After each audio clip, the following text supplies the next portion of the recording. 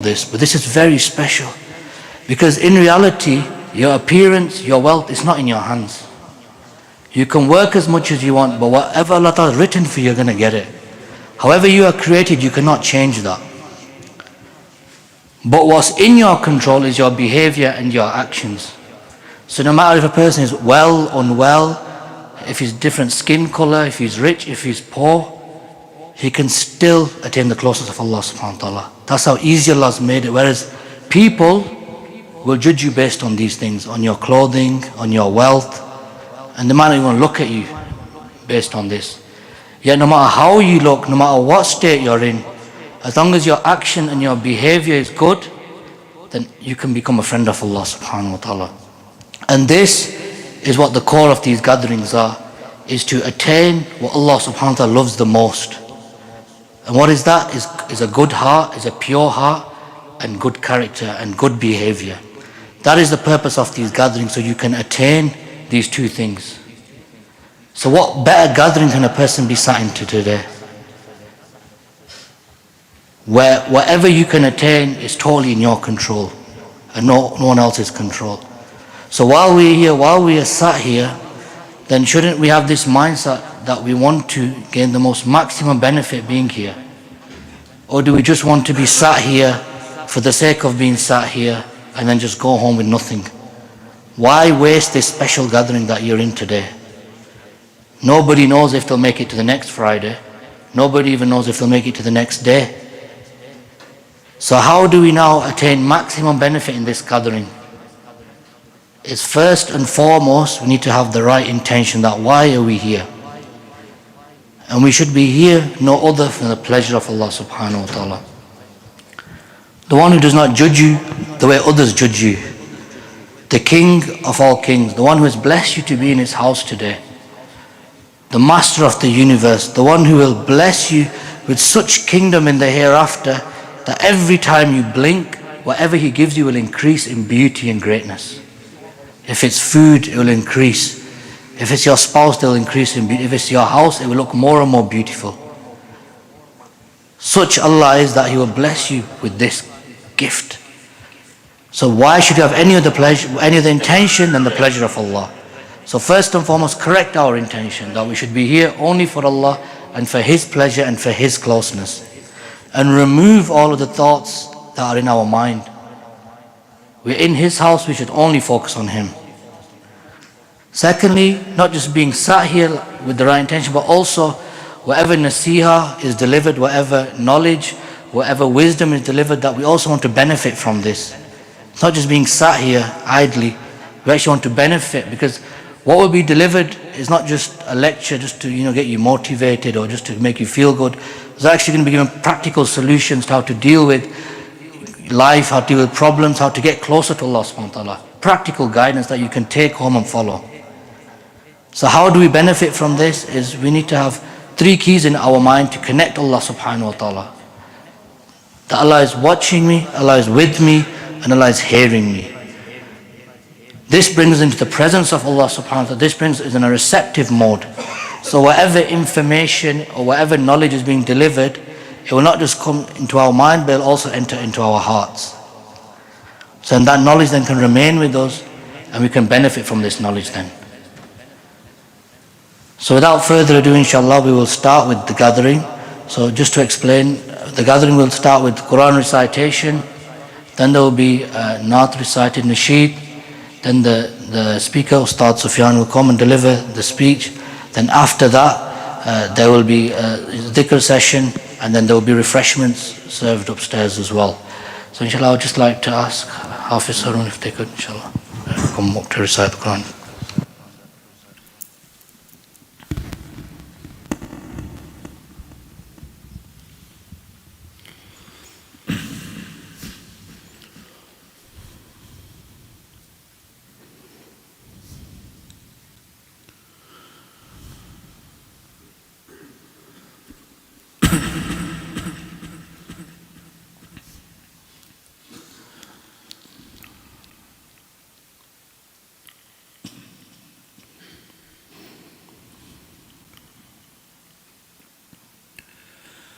أعوذ بالله من الشيطان الرجيم.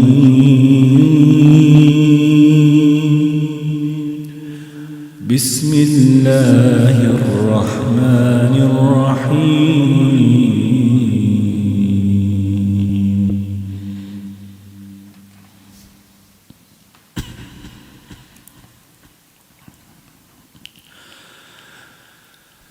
وإذ أخذنا ميثاقكم ورفعنا فوقكم الطور خذوا ما آتيناكم بقوة واسمعوا قالوا سمعنا وعصينا وأشربوا في قلوبهم العجل بكفرهم قل بئس ما يأمركم به إيمانكم إن كنتم مؤمنين قل إن كانت لكم الدار الآخرة عند الله قل إن كانت لكم الدار الآخرة عند الله خالصة من دون الناس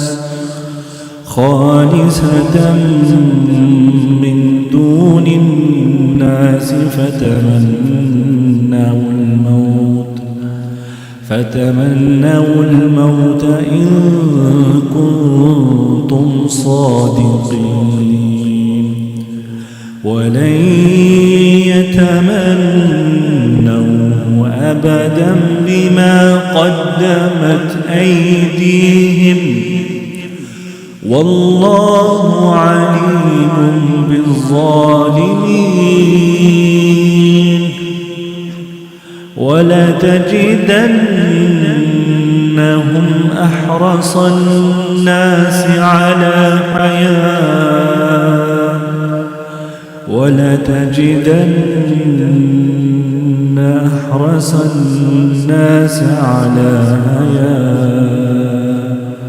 ومن الذين أشركوا يود أحدهم لو يعمر 1000 سنة وما هو بمزحزحه من العذاب أن يعمر والله بصير بما يعملون. صدق الله العظيم.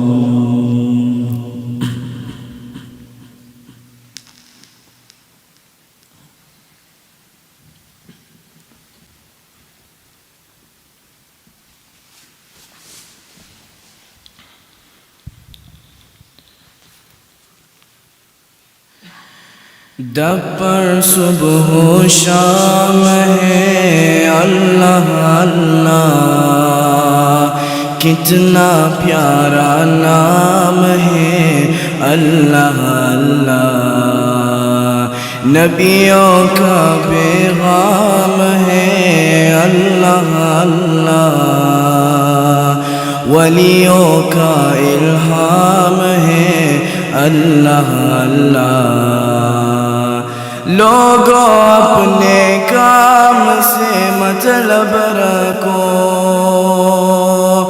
लोगों अपने काम से मतलब रखो लोगों अपने काम से मतलब रखो लोगों अपने काम से मतलब रखो अपना तो बस काम है अल्लाह अल्लाह कितना प्यारा नाम है अल्लाह अल्लाह جب پر صبح و شام ہے اللہ اللہ کتنا پیارا نام ہے اللہ اللہ نبیوں کا پیغام ہے اللہ اللہ ولیوں کا الہام ہے اللہ اللہ اس سے بڑھ کے فضیلت کیا ہو ساما اس سے بڑھ کے فضیلت کیا ہو ساما اس سے بڑھ کے فضیلت کیا ہو ساما اس سے بڑھ کے فضیلت کیا ہو ساما حامد کا الہام ہے اللہ اللہ کتنا پیارا نام ہے اللہ اللہ دب پر صبح و شام ہے اللہ اللہ کتنا پیارا نام ہے اللہ اللہ نبیوں کا پیغام ہے اللہ اللہ ولیوں کا الہام ہے اللہ اللہ اللہ اللہ آسانی آسانی اللہ اللہ آسانی آسانی اللہ اللہ آسانی آسانی اللہ اللہ آسانی آسانی راحت وہ آرام ہے اللہ اللہ کتنا پیارا نام ہے اللہ اللہ دب پر صبح و شام ہے اللہ اللہ کتنا پیارا نام ہے اللہ اللہ نبیوں کا پیغام ہے اللہ اللہ ولیوں کا الہام ہے اللہ اللہ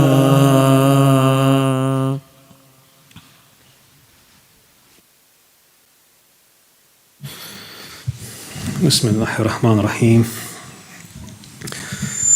إن الحمد لله نحمده ونستعينه ونستغفره ونعوذ بالله من شرور أنفسنا ومن سيئات أعمالنا من يهد الله فلا مضل له ومن يضلل فلا هادي له وأشهد أن لا إله إلا الله وحده لا شريك له وأشهد أن محمدا عبده ورسوله أما بعد ألا إن أولياء الله لا خوف عليهم ولا هم يحزنون صدق الله العظيم. You know, recently, a few days ago, people around the world made a New Year's resolution. Obviously, the solar New Year has begun. And, you know, the idea of a resolution or to improve yourself is a good idea. It's a good principle to have. And this is something the Muslims should be doing on a regular basis. How can we improve ourselves as a person, as a human, as a father, as a brother, as a sister, etc., etc. So the principle behind setting targets and working toward those targets is a good thing, something we can all aspire to do. Some people perhaps want to lose weight. They want to be physically healthier. Alhamdulillah, fine, good thing. Some people perhaps want to quit smoking. Again, want to improve their health. Fine, good thing. Some people perhaps in this current climate want to save more money and spend less and waste less. Good thing. All these things are all good. All these targets are, alhamdulillah, they're all halal, they're all jaiz in Sharia. Alhamdulillah, you know, bismillah, if this is what you want to do so. But my question to us all is, why stop there? Why stop there? Why just try to improve one aspect of your life when you can improve your whole life? Why try to improve just your physical well-being or your mental well-being, or your financial well-being, when you can improve everything in life, not just your life, your families, your neighbors, your friends, not just this life, even the afterlife. Doesn't it make sense to do this? Well, okay, alhamdulillah, there's an answer to it, but the fact is we should start thinking big. Don't think small. Don't think this. No. The Muslims, we are the big timers, and I've said this before, we think big. We think beyond the grave. We think for eternity. This is how far we should be thinking. So, like I said, having a resolution or wanting to improve yourself, alhamdulillah, this is a good way to be thinking on a regular basis. Have targets in place, but don't limit yourself to one aspect of life, whether it's your studies, if you're a student, whether it's your business, if you're a businessman or you're an employee. No, think bigger than this. So the question is, how do we do this? Where do we go? Who do we turn to? Where do we get the advice from? You see, we live in a world where, I'm sure lots of people can relate to this, I'm guilty of this. These superhero movies, they're rife, they're everywhere. They're on the TV and everything, these superhero movies. And obviously, we're here in Baltimore, so I'm going to mention we have, athletes, you have martial artists, these MMA, UFC, all this is very popular now, obviously. These tough guys out there, and obviously these guys are physically tough, true. But this is the zamana, the era we're living in, superheroes, whether it's in real life or on the TV screen. But all these superheroes, all these people in the media, these MMA people, they all have flaws because they're all human. They're all subject to flaws. So who are the real superheroes? Who are the real heroes of humanity? Allah subhanahu wa ta'ala mentions this, and I mentioned this in the Quranic verse I've talked about before. You see, before I answer the question, I can't recall who said this, they said the UFC, these MMA fighters, all these UFC fighters, they are like the modern day gladiators. Now, I don't know whether it was Conor McGregor said this, but I know a lot of people hate him here, but I can't recall who said this. I think it was him who said, I'm a modern day gladiator. Okay, interesting analogy. You see, and it got me thinking, okay, what's a gladiator? Who were the gladiators? Ancient Italy, ancient Rome in the Colosseum. Think about it. A gladiator is somebody who's sent out by his master into the arena to battle an opponent or opponents, multiple opponents, in front of an audience, in front of a crowd. He has a sword, a shield, and armor. Okay? Obviously now the old gladiators are long gone, but it's a very interesting metaphor. The gladiators, they have come and gone. They're extinct now.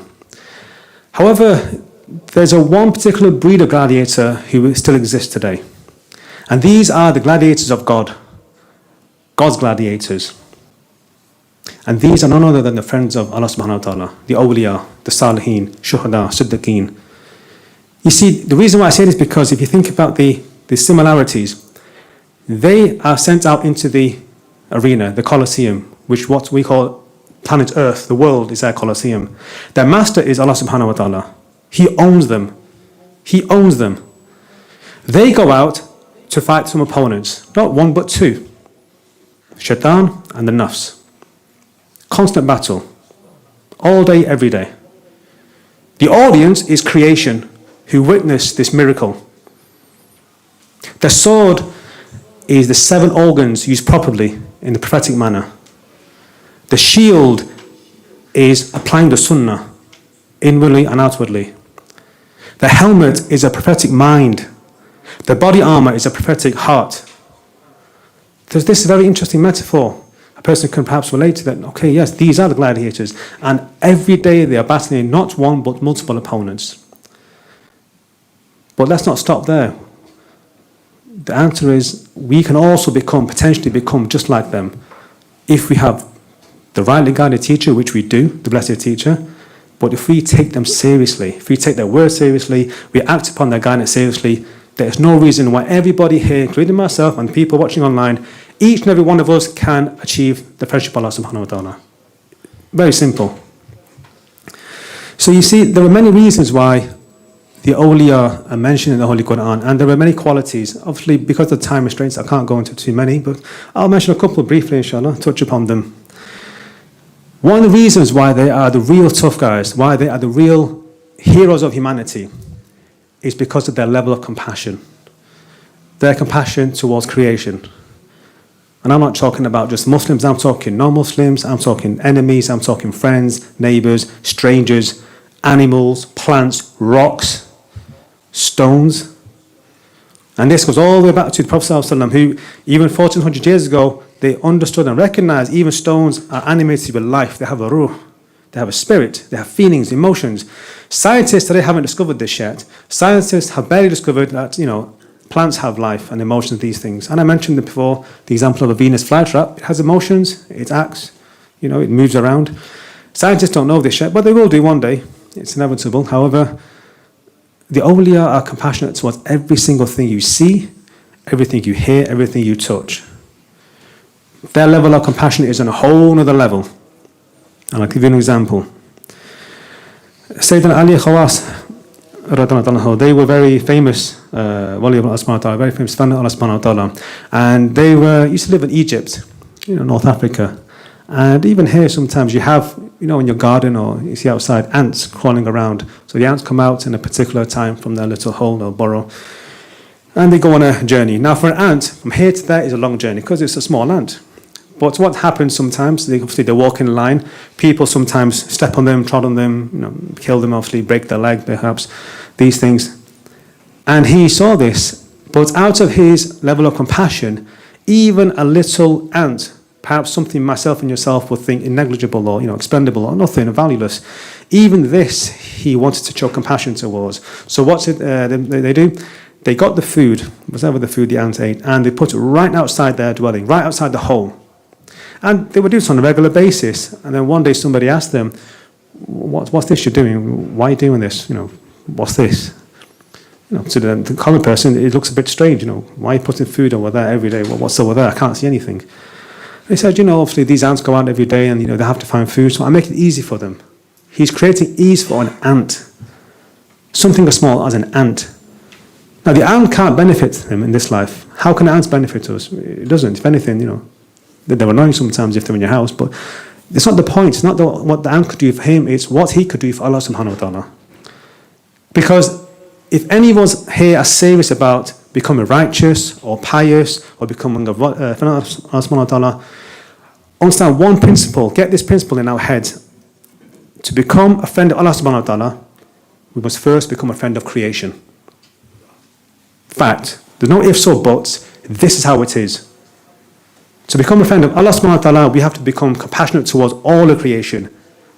Even your enemies, even the people that hate you, you have to show compassion towards. This is the price we have to pay. Now, you're probably thinking already, brother, this is too hard, but you're saying it's not going to happen, it's tough, people hate me and it's not my fault. I can't be nice to them. They don't show me love, why should I show them love? This is the price you have to pay. But I'll tell you one thing though. Somebody asked me many years ago, when I finished my studies in university, they asked me, was it easy? It was tough, I'll be honest, but I didn't say that to him. He said, was it easy studying? And, I had other problems as well. But I said, look, brother, it's like anything in life. It's easy if you make it easy. It's difficult if you make it difficult. It's down to yourself how you approach this. What's your mentality towards the path to Allah subhanahu wa ta'ala? To get His friendship, how easy you make it is down to yourself. The tools are there, the guidance is given by the blessed teacher, the course is there in black and white written, but it's down to ourselves. How do we approach this? What's our mindset? So when it comes to being nice to one another, that's down to yourself. You can either meditate and learn to let go of these ropes of darkness towards your other brother or sister. That's down to yourself. I can't do that for you. Nobody here can do it for you. Only you can do it for you. Only I can do that for the people that perhaps have harmed me. That's my job. So you see, Hazrat Abu Qadir Jani rahmatullah alayhi, they said that the whole of this path of Allah Ta'ala, the whole of the deen of Islam can be summarized in 2 short sentences. Just 2 sentences. All of Islam, as big as it is, which is massive, everything can be summarized in 2 sentences. And I'm going to paraphrase here, obviously, in English. They said that the first thing is have a sincere relationship with Allah subhanahu wa ta'ala. Have ikhlas, be sincere. So everything you do, do it for His pleasure. Be sincere with Allah subhanahu wa ta'ala. That's number 1. The second thing is have an excellent relationship with creation. That's it. Be sincere with Him and be compassionate towards all of us. Ikhlas and compassion. Sincerity and compassion. They go hand in hand. They aren't separate. They're not mutually exclusive. No, they go hand in hand. And these aren't light words. Take these words very seriously. And look who's saying this. The Ghaus al-Azam, the greatest wali, very powerful person who we still remember today in our du'as, and I'm going to go into more detail how we remember these great personalities. He said the whole of Islam, everything since the birth of Islam, since Islam came here, and we know very little about it, he said everything you think you know that it lies in two things. The prayer you read, the Quran you read, every single thing falls under these. Being sincere with the Creator and compassionate towards His creation. So there, I can't make it any simpler than this. This is the summary of the deen in that sense. So if we are serious about becoming a gladiator of God, start to learn to forgive people. People say all the time, oh, I'm a big sinner. Okay, fine, I'm glad you acknowledge that. I know I'm not perfect, I'm a sinner. But if you truly think you're a sinner, if anybody watching online, anybody here thinks, you know what, I've made mistakes, I've done wrong, hands up. Okay, fine, that's step one. At least you've acknowledged this. Nobody here saying you're perfect. Nobody here saying we're sinners. No, we're all sinners. We're all subject to mistakes. The next step is now go and forgive other people. Go and forgive them. And if you can't forgive them, go and hide the faults of others. Because when you go and hide the faults of others, whether it's on social media or in real life, Allah Ta'ala will automatically forgive your sins. This is how it works. And this is given as one of the three special categories of people by one of the Imams of Ahlul Bayt. They said that there are three categories, three types of people on the Day of Judgment who will be protected by Allah Subhanahu wa Ta'ala. They will have, we say amnesty. The government says this person has amnesty in my country, no one can harm him, untouchable. He can do whatever he wants, say whatever he wants, go wherever he wants to go.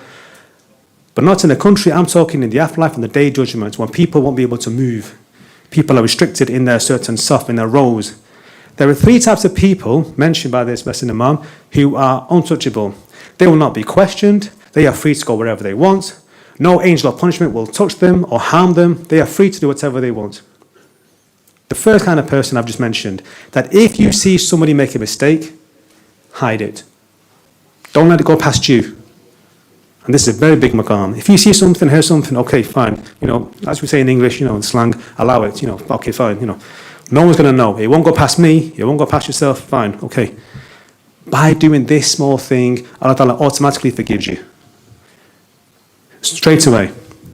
Not in this life as well, but in the afterlife, you're free to do whatever you want. The second category of people who will be untouchable on the Day of Judgment is the person or people that facilitate marriage for others. The person or the people that facilitate marriage, especially like we have poorer countries like Bangladesh, India, Pakistan, anywhere in the world, marriage is the big thing. It's expensive, especially in this day and age. Everything's expensive. But alhamdulillah, we have charity like the Bar Welfare Trust where you can sponsor somebody or facilitate marriage for somebody or group of people. These people as well, relieving that burden from a family, relieving that burden from a mother, a father, even people looking to get married, fiancés even perhaps, relieving that burden of somebody. Taking it off their shoulders. Allah subhanahu wa ta'ala loves this. So if we're serious about becoming a wali of Allah subhanahu wa ta'ala, this is option 2. And option 3 is to serve people. Not help, but serve. There's a big difference between khidmah and helping somebody. See, when you help somebody, sometimes we think, okay, I'm doing someone a favor, I want to help this person. He needs my help, okay, I'll help you. You feel good about it because you think you're doing him a favor. But serving somebody is to go down, is to drop yourself right down there. You're serving somebody. It's a massive difference. So serving creation in any way, shape or form, be it your neighbor, be it a stranger, be it a non-Muslim, be it an animal, serve creation wherever possible. And know that if anybody comes to you for help, anybody comes to you for advice, for money, for support, just even to talk to, that in itself is a sign Allah Ta'ala loves you. Don't think, this guy's doing my head in, or, I haven't got time for you right now. No. Him coming to you for help is a sign Allah Ta'ala loves you. He chose you for one of His creation to come to you for help. He chose you for that person to ask for money. He chose you that somebody came to you to talk to and just get something off their head. It's a sign. So these are the 3 types of people, we can all aspire to be. And like I said, the first one, we have charity like the Bar Welfare Trust. If you wish to sponsor somebody to get married in a poorer nation, then that's one option. Now, if you look at even the Kalma Sharif, obviously there are 2 components as such. La ilaha illallah. The first component itself, let's just think about this. There is no God but Allah. There's no God but Allah. There is no God but Allah. And it's not about me, myself, and I, my nafs, my desires, my feelings. No. Allah Ta'ala comes first. His pleasure comes first. It's paramount. It's critical. About everything else, ask yourself, whenever you do something, no matter how small or big, ask yourself, what's in this action for Allah Ta'ala? How can I even lift this glass? How can I please Allah Ta'ala by lifting this glass? How can I go to work and please Allah Ta'ala? How can I help my neighbor and please Allah Ta'ala? How can I just be quiet when somebody complains to me and please Allah Ta'ala? Become obsessed with the fact that everything you do, everything happens to you. Ask yourself, how will my response please Him? Do I just stay quiet? Will that please Him? Okay. Do I have to do something actively and please Him? Okay. This is one of the means of the Kalma Sharif, meaning there is no God but Allah. He comes first. Our feelings come afterwards. That doesn't matter. Khair. How will He feel? Can I please Him? If it pleases Him, alhamdulillah, let's do this.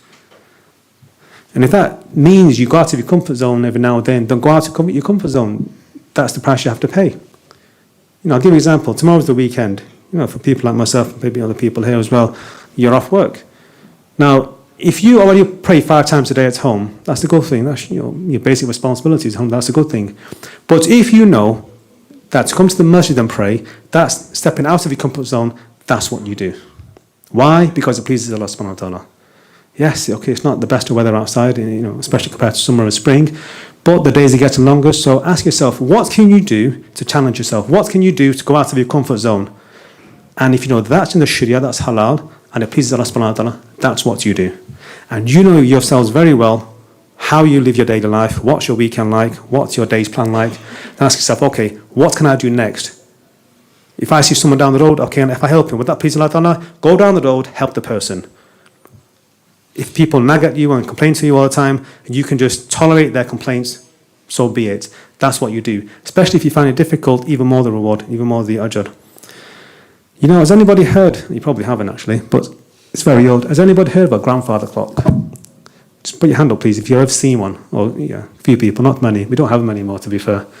A grandfather clock is about 6 foot tall. It's a massive clock. It stands on the ground. It's about, I'm not pointing at you, sorry. I'm not calling the stars that old, but they're very old clocks. In the olden days, we used to have grandfather clocks, not me personally.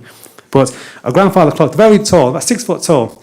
And they have a clock at the top and a massive pendulum in the middle. And it sits on the ground, but it's so small, so tall, sorry. It's massive. You can't miss it. If you see one, you'll know the grandfather clock. And it's a very interesting phenomenon. These people discovered. It was actually a shop owner discovered once. He wasn't even a scientist. A basic shop owner who sell clocks. A grandfather clock has a massive pendulum in the middle, and it rocks back and forth, and it keeps the time going. So it rocks back and forth. And what he noticed was that wherever he positioned the grandfather clock in the shop, and he would have smaller clocks around. You'd buy small clocks for the house, for the table. And the ones that had the pendulum in, they would also have a small pendulum. So you've got this massive pendulum swinging like this. You've got the small pendulum swinging like this, okay? And obviously they're out of sync. But what they noticed was eventually this big pendulum that swung in a particular beat, all the other pendulums will start to match it. Every single small clock matched the big pendulum. So if it started here, let's say these 2 pendulums, they were out of sync. Eventually, what will happen is they will be like this. It's called the synchronized pendulum effect. It's like these fancy names these scientists have. And it's very interesting because the fact that this pendulum, the beats were so powerful, it somehow affected the beats around in the vicinity, all the clocks around it. And the heartbeats of the awliya is similar in the sense that the heartbeat of the awliya is the prophetic heartbeat. Their heart is so purified, it's related to the Prophet ﷺ's heartbeat. You look at the effect all the messengers had, especially the Prophet ﷺ, had effects on the Sahaba Ikram. Their heartbeat, their spiritual heart was so powerful, it affected those around him, and they in turn became like them. They emulated the Sunnah, and their heart beat like the Prophet ﷺ. You look at the blessed teacher, look at the people that are around him that take them seriously and who are open to change, their hearts are open. Eventually, their heart beats just like the blessed teacher. The hearts are beating at the same rhythm, the same beat, the same prophetic beat. But your hearts have to be open. Our hearts have to be open. We have to take their words seriously. We have to take the course of self-purification seriously. If we are serious about wilayat, open your heart and let it beat like the friends of Allah subhanahu wa ta'ala. Because they in turn will take you back to Allah subhanahu wa ta'ala. They in turn will turn you back to Prophet sallallahu alaihi wasallam. No different. A pendulum beating and a heart beating, no difference. They beat how they want to, but all of us, especially myself, we are like the small clocks. Sometimes we're out of sync, and eventually we will fall into sync as well. And I say this very cautiously, because there are many people who don't benefit from the awliya. There are many people who don't benefit from the friends of Allah subhanahu wa ta'ala. Unfortunately, this is true. And there's a reason behind this, explained by the blessed teacher. You see, let's say, for example, you have a water stream, and the water's going past like a little stream, and a person sits down next to the stream, and then he complains, I'm thirsty. Okay, so there's a stream next to you going past, constantly flowing clean water, and the person sits there and says, I'm thirsty. Whose fault is it? The stream's or the person? It's the person. Why? Because he hasn't gone out and taken from the stream and put it on himself. He hasn't drank from the stream. The same thing's with the awliya. Some people, they quote these righteous pious people, and they say, well, nothing happened, I didn't benefit from them. No, because you haven't reached out, you haven't taken what they have to offer, you have not applied it. And this is very easy to understand, because obviously the blessed teacher, they're not here physically with us, but right now, people watching online as well, Allah Ta'ala is with you anyway. He's with you all the time. Does that mean to say He's not benefiting us? No. You look at the Sahaba Ikram, look at the Prophet ﷺ. How many people around them became Muslim as a result? How many people around them became blessed in this life and the next? Those are the people that took him seriously. Those are the people that took the prophetic guidance, the message seriously, and applied it. Whereas there are other people at the same time in the same area, they had no benefits. They were still kuffar. They didn't take him seriously. They didn't take what they had to offer. They didn't take the message. No. So you see, there are people who don't benefit from the awliya sometimes because of this reason. There was a very famous saint, Bayezid Bastami, rahmatullah alayhi, and I'll tell you a short story that there was a person that said, I want to go see them in their foreign land. So they went to travel, and then they found out when they got there that they left the world in this temporal abode, and obviously they were very upset. And so they were talking to one of the murids of this murshid at the time, and they said, can you tell me something that would benefit me? And they started to explain the fact that there were people at the time who, when they saw this saint, this very righteous pious person, that just by seeing them and being with them in their company, the sohbat, they themselves had all their sins forgiven, just like that. And they would go straight to Jannah. Just because they were with the teacher, they took it seriously, and they spent time with them. Just by seeing them and being with them, they were forgiven straight away. That's it. And this person couldn't understand, how's that possible? How is it possible? Because there were other people who were there, but they said they weren't forgiven. They said, you see, the difference is because the people that took the mashayikh and the awliya seriously, they saw a friend of God. They saw a saint. That's why they were blessed and forgiven. Other people just saw a common person with a beard and Imam Sharif and this, so they weren't benefiting. Same with the Prophet ﷺ's time. The Sahaba Ikram saw the messenger of God. The kuffar at the time saw Muhammad ibn Abdullah. Big difference. It's all about the person. It's all about how we perceive things, how we think, what's our mentality, how is the state of our heart. And this is something Hazrat Abdul Aziz Dabar rahmatullah alayhi understood very well and explained obviously the reality that everybody has two realities, which I won't go into detail because we don't have much time left, but if you read Al-Ibriz Sharif, a person can understand in more detail.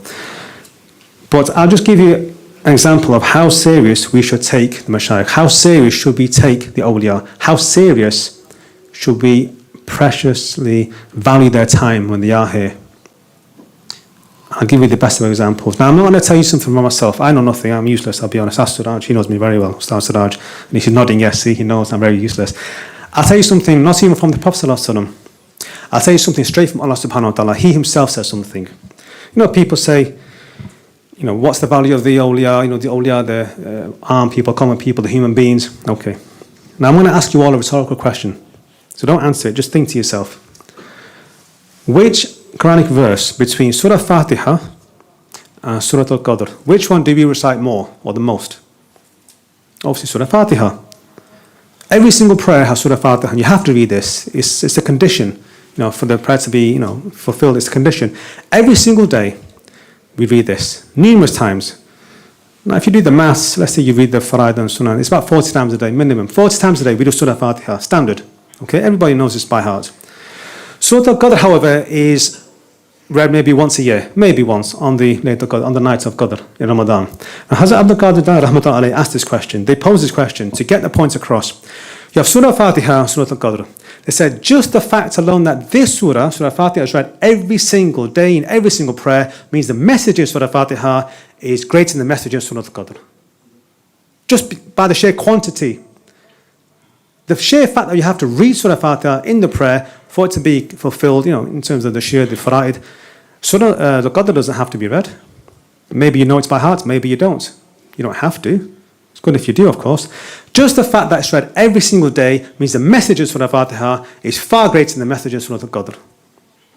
Now, there are people that say, I don't need the wali of Allah, I don't need the friends of Allah subhanahu wa ta'ala, I don't need the righteous and pious, I can go straight to Allah ta'ala myself. Well, to those people, I say very politely, fine, go to Allah ta'ala, go to the Quran. They say, go to Quran and Hadith. Go to Quran. What does the Quran say? What do people say in Surah Fatiha? Alhamdulillah Rabbil Alameen, Ar-Rahman Ar-Rahim, Maliki Yawmiddin, Iyaka na'budu wa iyaka nasta'een. What does Allah Ta'ala say next? Ihdina as-sirat al-mustaqim. So we're saying, Allah Ta'ala, show me the straight path, bless me with the straight path. What does Allah Ta'ala say in return? Go to the people I have blessed, go to the friends of Allah. He himself is saying to all of us, go back to the friends of Allah Ta'ala, go to those I favoured, the awliya, salihin, siddiqeen, shuhada. Go to them. He himself is telling creation, you want to get close to me, you want to follow my path, go to my friends. It's that simple. Go to my friends. People think, I go straight to Allah Ta'ala. Okay, go to the Quran. Where does the Quran say? Every single time, Allah Ta'ala says directly, go to my friends. You want to follow the path to me, go to them. Now you look at Surah Al-Qadr. What does it say? Loosely, I'm going to paraphrase. It talks about the angels coming down. Now, let's say, for example, we even get the night sometimes wrong. Some people do, okay?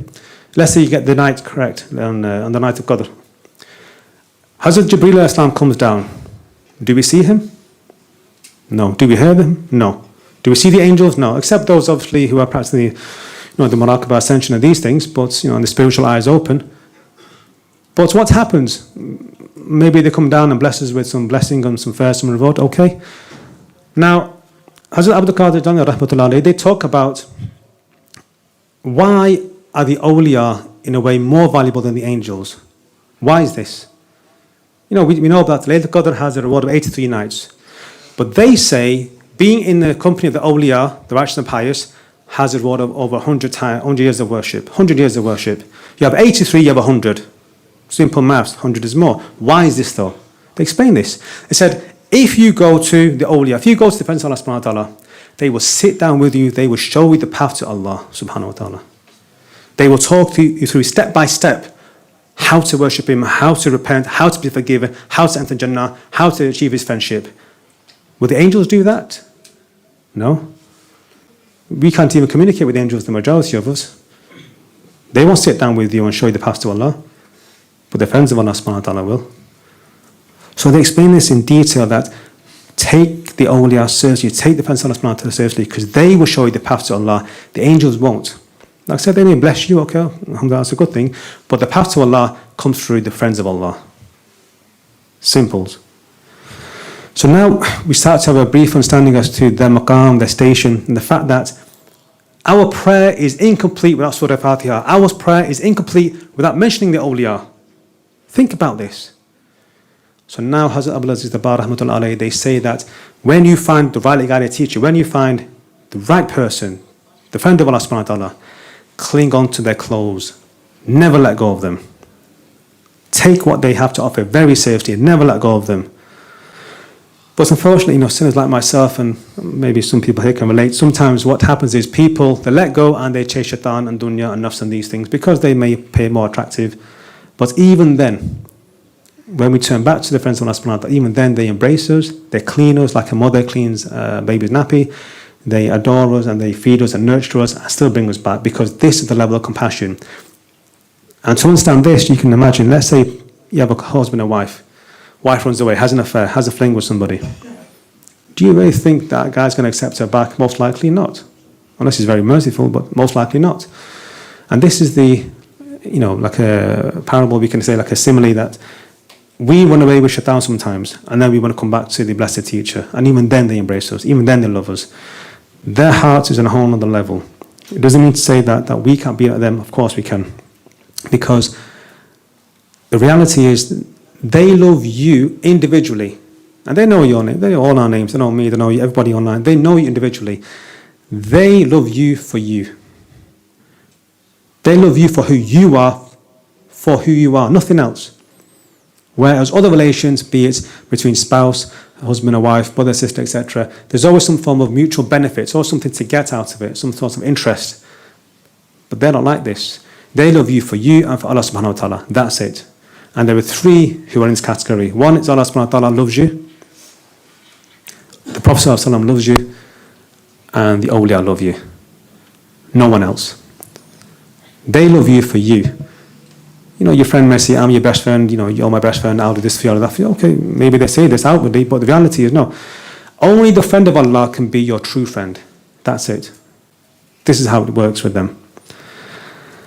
So, you know, like I said, one of the qualities the awliya have and the friends of Allah subhanahu wa ta'ala have is compassion, extreme compassion towards all of creation, regardless of how many times they wronged them, regardless of how many times they betrayed them or, you know, left them, and they come back time and time again, they still love the person. And the Quranic verse I mentioned was one of the second qualities. Allah Ta'ala, He Himself says that, you know, the awliya, they do not grieve nor fear. They have no fear. They're fearless. They are so brave, they are so fearless that Allah Ta'ala mentions it in the Holy Quran, my people, my friends are fearless. So the question is now then, how can we become like them? Well, we have first of all, for those who are unaware, the course of self-purification.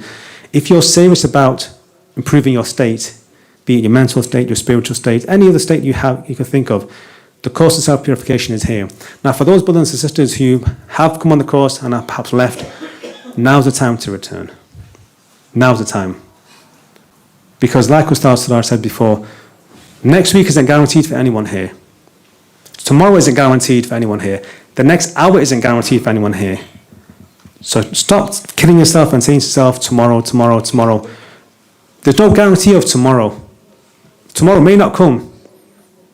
But if right here, right now, we make the niyat that we're going to take the course seriously, then we're talking. Now we're making progress. Because I tell you now, you know, it's 2023, obviously, you know, the last year has flown by. You look at what's happened last year, you look at some of the things people have accomplished. It can be celebrities or friends or whoever. Fine, what they've accomplished. But never ever look around and settle for average. Don't look at people and think, this is average Joe, the average person, even the average Muslim. Don't look at people and settle for average. Because I'll tell you something now, the average person isn't doing a great deal in life. They're not. The average Muslim even isn't doing a great deal, unfortunately.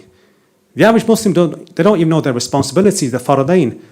And the fact that they don't know what faradain even means says something. They're not even feeling their responsibilities. So don't settle for average. And I mean that in any field. If you're a student, don't be the average student in your class, be the best student in your class. If you're an athlete, don't be an average athlete, be the best athlete. If you're a businessman or an employee, be the best you can be. Average stinks. Average sucks. I hate average. So what does that say about the human being? The average human being, no.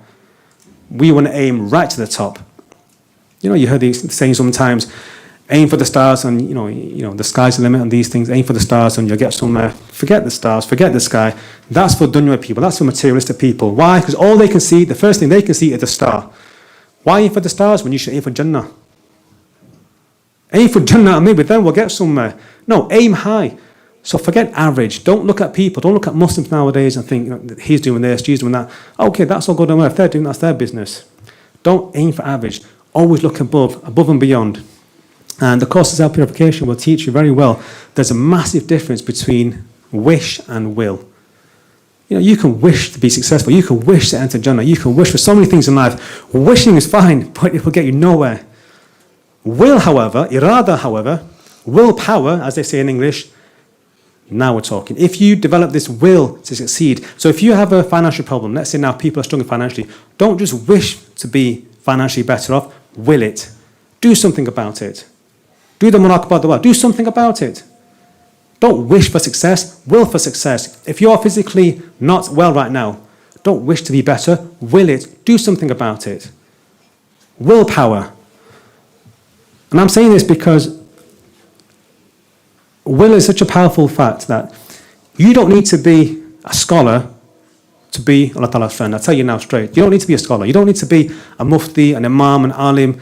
None of this matters. You don't have to be raised in a religious family even to become Allah Ta'ala's friend. All of these things don't matter. Not wealth, not lineage, not knowledge. None of these things matter. So you can have an average skill set. You can pray the 5 daily namaz and do the bare basic responsibilities, the average skill set. You can have average skills, but be sure to have a phenomenal will. Average skills, phenomenal will. And I say phenomenal because this is what it takes. Willpower, irada. This is what it takes. So if you're struggling to read your 5 daily prayers, especially in the masjid, develop that willpower to get to the masjid if that's what it takes. Being rich or being raised in a religious family has nothing to do with this. Nothing to do with this. There are many people, there are many friends of Allah Ta'ala who were common folk like us and they achieved walayat. There were many friends of Allah Ta'ala who were thieves, who were fraudsters, worse than us perhaps in that sense, but they took a choice, they made a choice. They had a decision, they said, no, I'm going to change. They developed this arada, this willpower. They had a phenomenal will and they in turn became physical phenomenons. And we still remember them today. Surah Al-Fatiha encompasses them because it's about the friends of Allah Ta'ala. We still remember them now with the wars. We remember them, some by name, some by not. It doesn't matter. They are grouped under the friends of Allah Ta'ala, the awliya, salihin, shuhada. We remember them. So you have a choice as well. I don't care how old you are, if you're young or old, sisters as well watching online, anybody around the world, you have a choice. You can either be phenomenal or be forgotten. Be phenomenal or be forgotten. Make the choice. Being forgotten is easy. Do nothing. No one remembers you. But if you want to live a phenomenal lifestyle, you have to make phenomenal willpower. Develop it through the course of self-purification. And like I said, this evening, we call it an evening of human excellence and self-development. You can't get better humans. You can't get a more excellent human being than the friend of Allah Ta'ala. It cannot be done. It's impossible. Human excellence comes from excellent humans. And we are very blessed in this particular establishment especially. They give us all sorts of tools, all sorts of ammunition, all sorts of weaponry. They give us the spiritual salah so we can ascend in the salah. They give us the muraqabah dua so we can get close to Allah Ta'ala and be forgiven and ask for help. So many tools they provide us with. So many weapons out there they gear us up with. Why? For you. Not for them necessarily, for you. For me, myself and people watching online. Now, just to finish off, to wrap things up, remember one thing that, okay, yes, physically, the messengers and prophets, they are no longer here physically. We accept this. People say, oh, brother, if I was alive in the companion's time, I would do this, I would do that. Okay, but that's not the case. But you're not. You're alive now. People say, oh, I can't copy the sunnah, I can't follow the sunnah outwardly because I'm not in the presence of the Prophet Sallallahu Alaihi Wasallam. Okay. Well, if you can't emulate the prophets of God, then emulate the friend of God. Really. If you can't emulate the prophets of God, emulate the friend of God. Because they're alive, they're walking and talking, they're still here, alhamdulillah. If you emulate them in return, you will emulate the Prophet Sallallahu Alaihi Wasallam. Because there's a link, there's a very strong link. So this is not an excuse for anybody really that, oh, I'm not, I'm born in 2022 or 2023 and I can't do this, I can't do that. Okay, fine. So I said it before and I say it again. The gladiators of God, God's gladiators, the master is Allah subhanahu wa ta'ala. The arena is the world. The sword is a 7-organ used properly. The shield to protect them is the sunnah. The helmet is a prophetic mindset. The body armor is a purified heart. And the spectators are creation. Because the awliya, they really are the embodiments of obedience. They are the embodiments of real obedience. They are the personification of piety. They are the hope to mankind. They are humanity's real heroes. They are physical phenomenons. And they are spoken about by Allah subhanahu wa ta'ala himself that they won't grieve nor will they fear.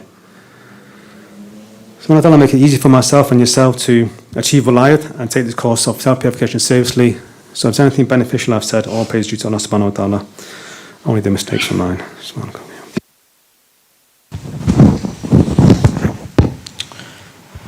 Alhamdulillah, like Ustaad Suffian mentioned, if anyone wants to become like the friends of Allah to their own ability, then there is a way, there is a path.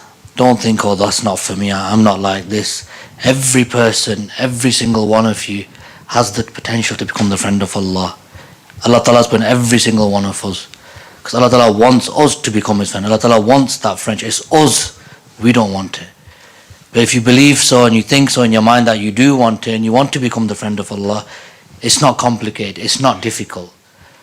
And now the blessed teacher has made a systematic way for us that we can step by step become the friend of Allah. All we have to do is just follow the path. It's as simple as that. Now if you want to know how to practically do that, and you want to start that path, and you know what greater New Year resolution is there than to become a friend of Allah? People make worldly, goals, but tomorrow they might not be here.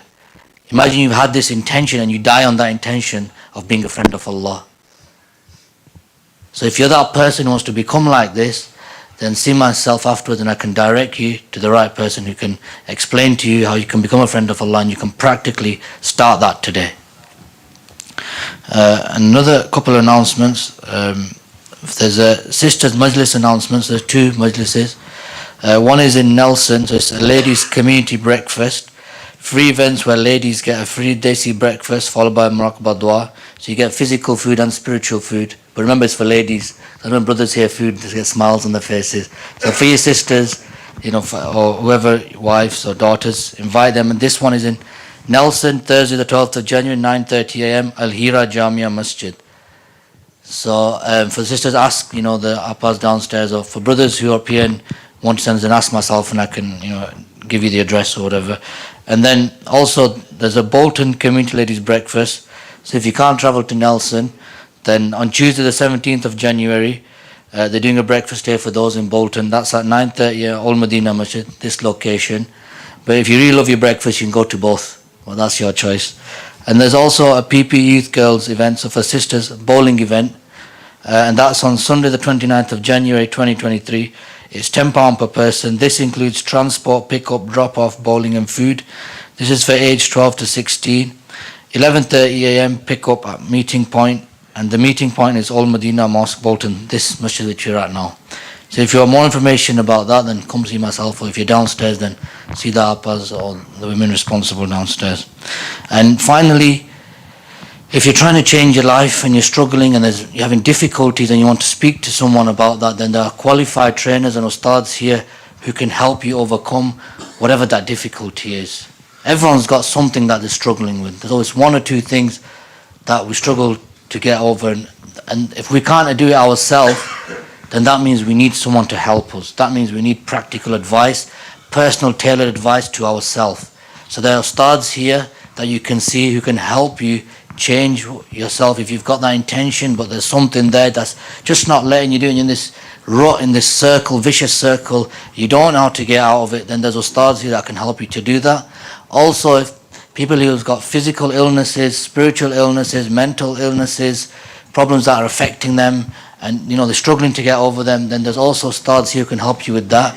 They can help you, and there's a certain procedure, healing procedure, that they can teach according to Quran and Sunnah that can help you to recover from these things. And this is all free of charge.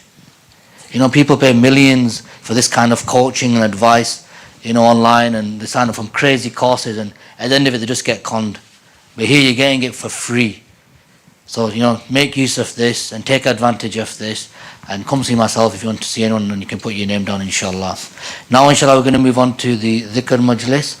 So I would just like to ask yourselves just to stand up, just to get a bit of blood flowing through the body, just give you a bit of a stretch to your legs, and come a little bit more forward as well, please, because there might be more people upstairs who want to come. So come forward, there's plenty of space. Come forward, inshallah.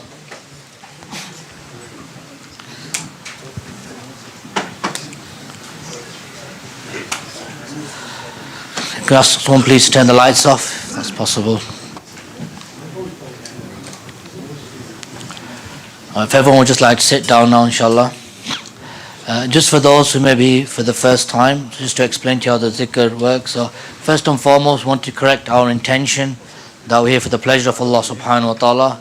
Reconnect to Allah ta'ala, the three keys, and come into the presence of Allah that is watching me, Allah's with me, Allah's hearing me.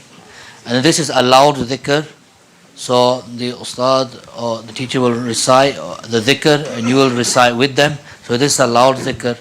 So whatever is prayed, you want to connect to Allah, so you want to pour your heart, you really want to have that intimate, this is your time, whatever's in your heart, whatever's in your mind, let it go to Allah subhanahu wa ta'ala. When you're praising them, seek their help. This is your opportunity now to let go of whatever it is and really ask Allah ta'ala for help.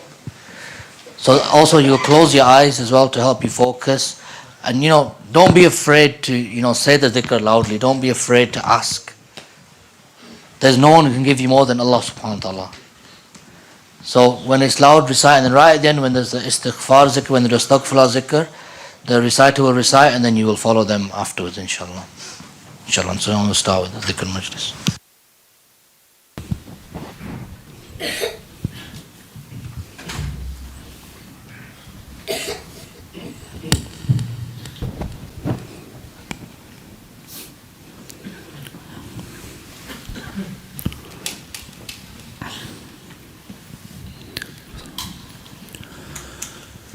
أعوذ بالله من الشيطان الرجيم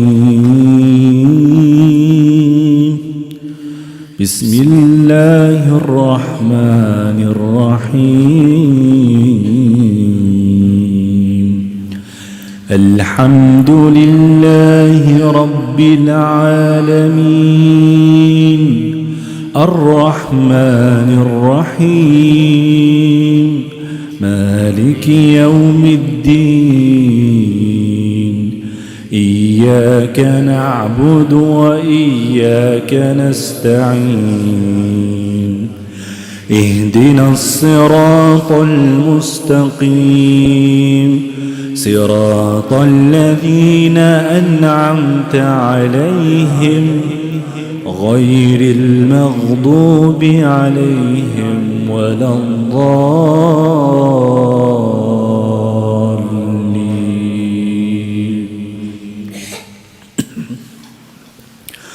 بسم الله الرحمن الرحيم الله لا إله إلا هو الحي القيوم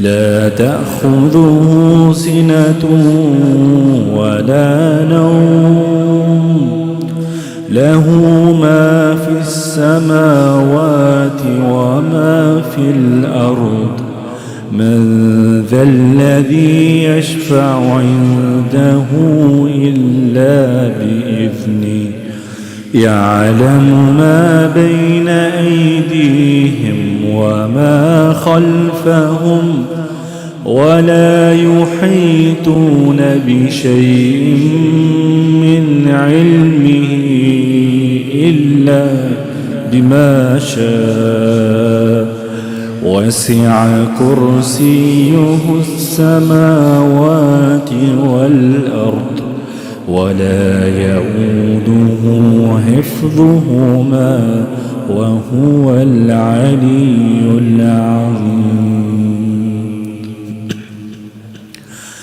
بسم الله الرحمن الرحيم قل هو الله أحد الله الصمد لم يلد ولم يولد ولم يكن له كفوا أحد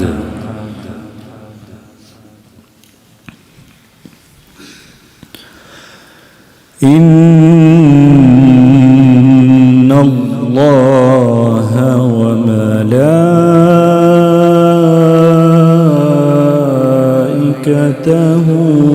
يصلون على النبي يا أيها الذين آمنوا صلوا عليه وسلموا تسليما مولانا مولاي صل وسلم دائما أبدا مولاي صل وسلم دائما أبدا مولاي صل وسلم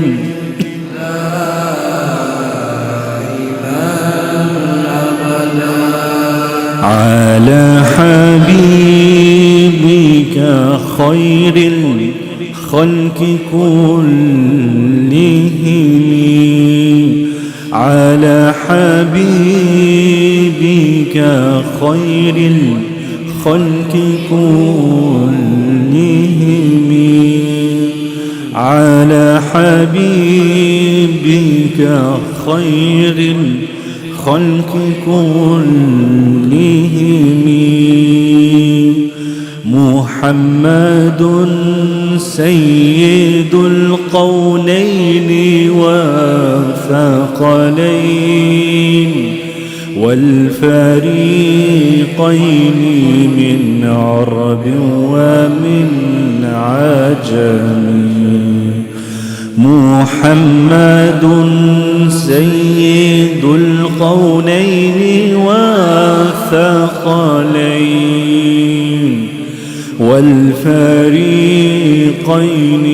من عرب ومن عجم مولاي صل وسلم دائما أبدا على حبيبك خير الخلق كلهم محمد سيد القولين والثقلين والفريقين من عرب ومن عجم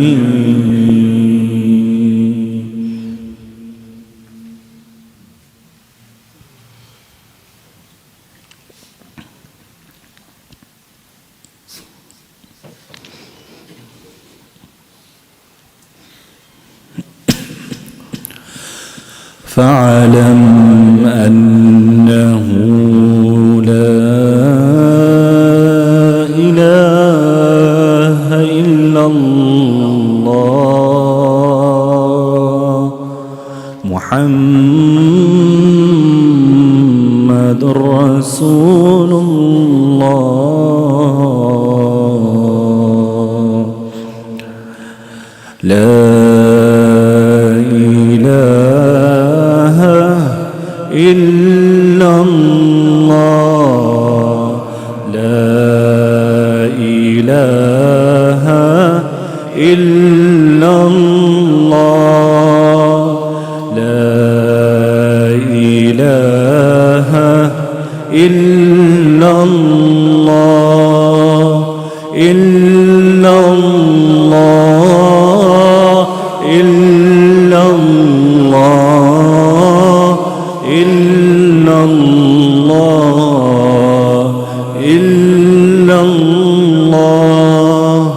إلا الله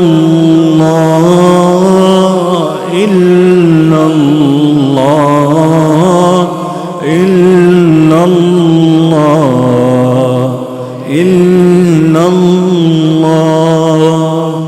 إلا الله إلا الله إلا الله إلا الله إلا الله إلا الله إلا الله إلا الله إلا الله إلا الله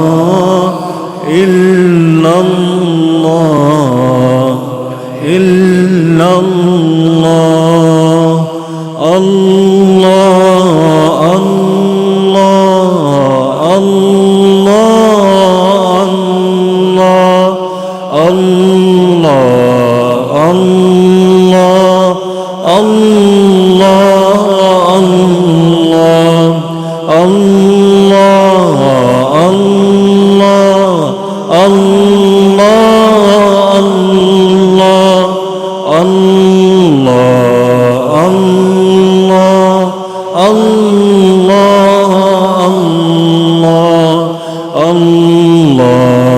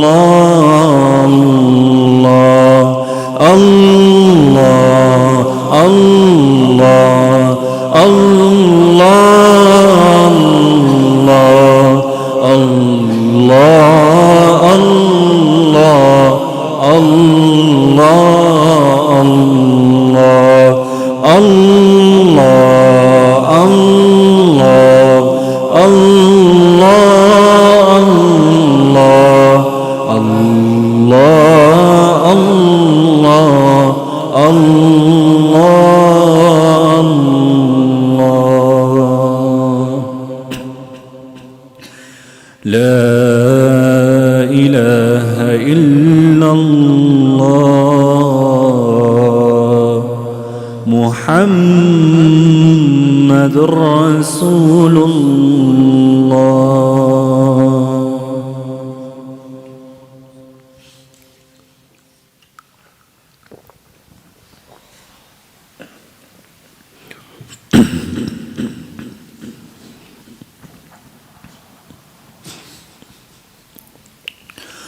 هو الله الذي لا إله إلا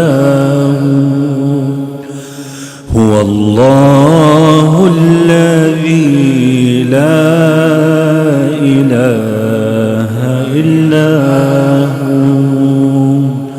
هو الله الذي لا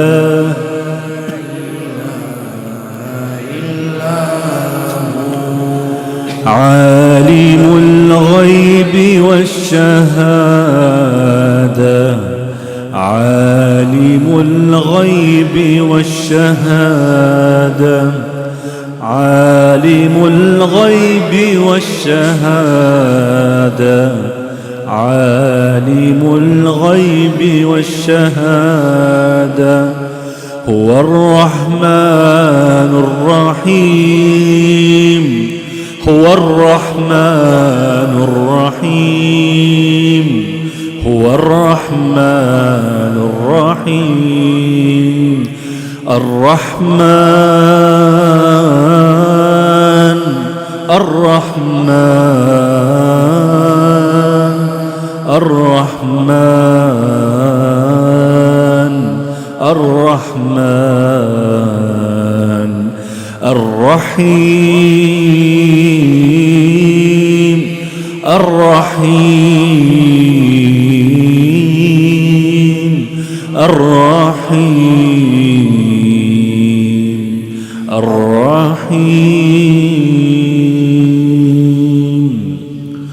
هو الله الذي لا إله إلا هو هو الله الذي لا إله إلا هو الملك القدوس السلام المؤمن الملك القدوس السلام المؤمن الملك القدوس السلام المؤمن الملك القدوس السلام المؤمن المهيمن العزيز الجبار المتكبر المهيمن العزيز الجبار المتكبر المهيمن العزيز الجبار المتكبر المهيمن العزيز الجبار المتكبر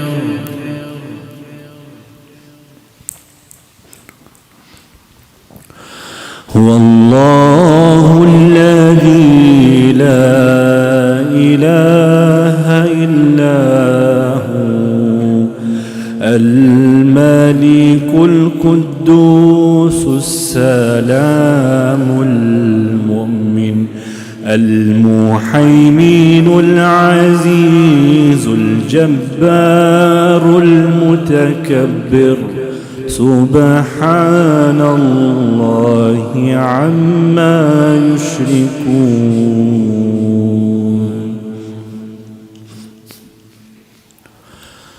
هو الله الخالق البارئ المصور هو الله الخالق البارئ المصور هو الله الخالق البارئ المصور هو الله الخالق البارئ المصور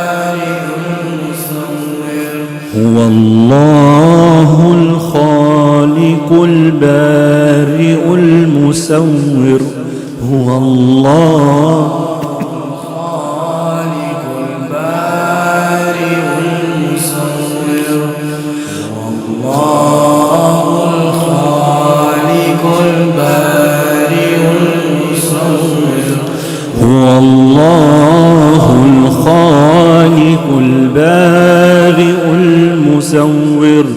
هو الله الخالق البارئ المصور هو الله الخالق البارئ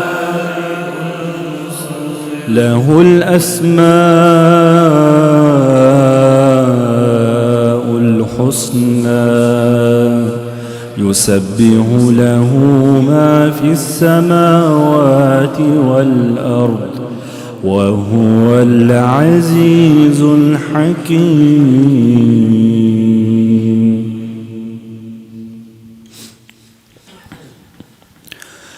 أستغفر الله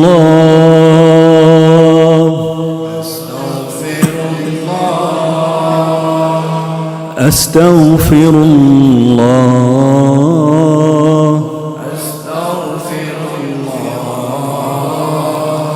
أستغفر الله الذي لا إله إلا هو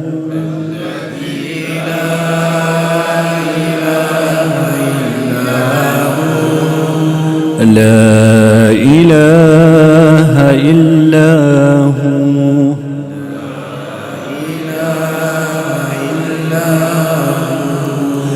الحي القيوم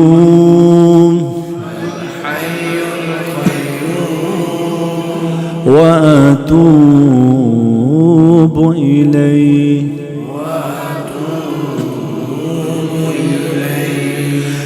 أستغفر الله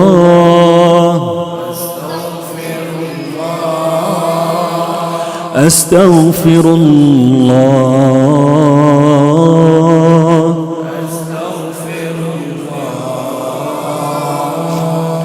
أستغفر الله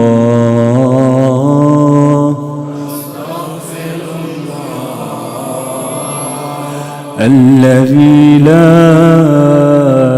إله إلا هو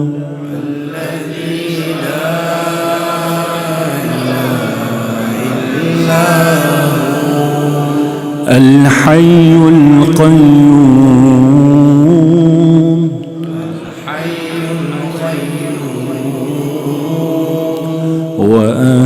وأتوب إليه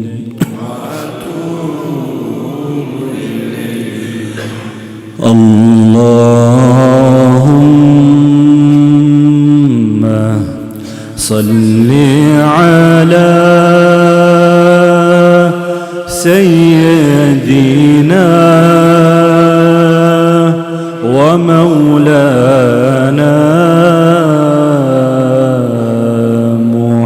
محمد وعلى آله وأصحابه وسلم اللهم صل على سيدنا ومولانا محمد وعلى آله وأصحابه وسلم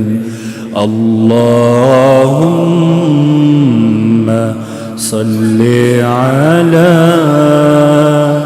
سيدنا ومولانا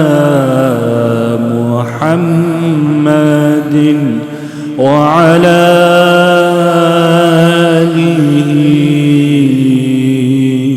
وأصحابه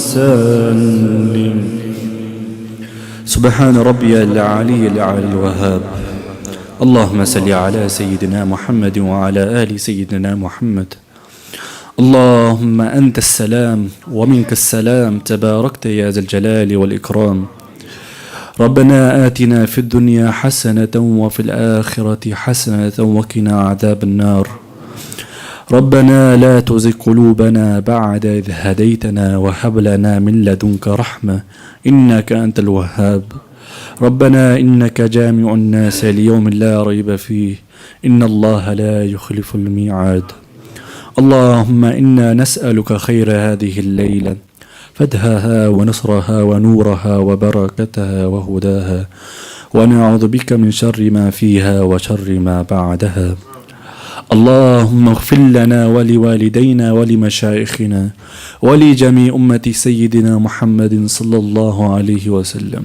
آمين برحمتك يا رب